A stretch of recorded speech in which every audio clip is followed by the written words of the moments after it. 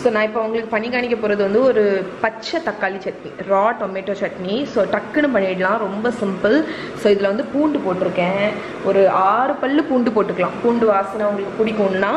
அதுக்கப்புறம் வந்து தக்காளி 2 பழுத்து தக்காளி ஆட் பண்ணிக்கிறேன். அதுக்கப்புறம் புளி. ஸோ புளி பேஸ்ட்டு தான் நான் யூஸ் பண்ணுறேன்.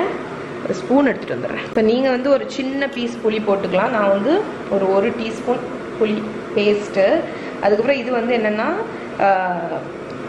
காஞ்ச மிளகாவை வந்து தண்ணியில் வந்து ஊற வச்சு வச்சுருந்தேன். ஓகே, ஸோ அந்த மிளகா போட்டாச்சு. இப்போ வந்து வெல்லம், ஸோ ஒரு டேபிள் ஸ்பூன் அளவுக்கு. இதுவும் நீங்கள் வந்து ஸ்வீட்னஸ் கம்மியாக தான் எடுப்பீங்க அப்படின்னா குறைவா ஆட் பண்ணிக்கலாம். ஓகே, அதுக்கப்புறம் உப்பு. ஸோ இவ்வளோதான், ரொம்ப சிம்பிள். இது கிட்டத்தட்ட என்னோட பச்சை வெங்காய சட்னி உண்டுல்ல, அதே ரெசிபி தான். ஸோ என்னெல்லாம் போட்டேன்னா ஒரு 6 பல்லு பூண்டு, 2 பழுத்த தக்காளி, ஒரு 5 வரமிளகா ஊற வச்சது, 1 டீஸ்பூன் உப்பு, கொஞ்சம் வெல்லம், அதுக்கப்புறம் வந்து புளி ஒரு டீஸ்பூன், ஒரு சின்ன பீஸ் புளி. இதை இவ்வளோத்தையும் அரைச்சி கொண்டு வந்துடுறேன். ஸோ இப்போ நான் நல்லா நைஸாக அரைச்சிட்டேன். ஸோ எனக்கு வந்து கலர் கொஞ்சம் டல்லாக இருந்துச்சு, அதனால நான் ஒரு டீஸ்பூன் காஷ்மீரி சில்லி வந்து போட்டிருக்கேன். ஓகே, ஸோ இப்போ வந்து ஒரு பவுலில் மாற்றிடலாம். ஸோ நீங்கள் காஷ்மீரி போடணும்னு இல்லை, நான் வந்து ரெட் கலரில் வரணுங்கிறதுனால காஷ்மீரி சில்லி பவுடர் வந்து 1 டீஸ்பூன் ஆட் பண்ணேன்.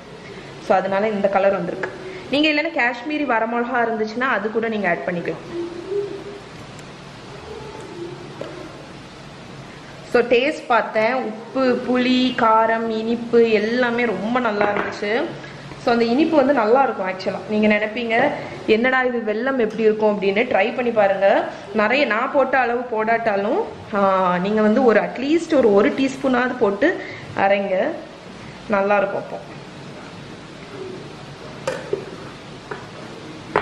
ஸோ நம்மளோட no cook tomato chutney ready ஆயிடுச்சு. இப்போ இதுக்கு தாளிப்பு கொடுத்துடலாம்.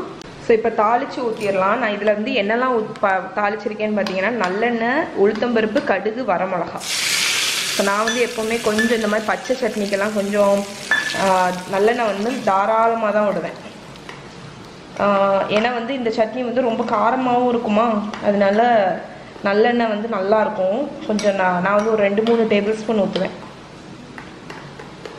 ஸோ ரொம்ப டேஸ்ட்டாக இருக்கும். இட்லி, தோசை எது கூடனாலும் சான்ஸே இல்லாமல் இருக்கும். இங்கே பாருங்கள், ட்ரை பண்ணி பாருங்கள்.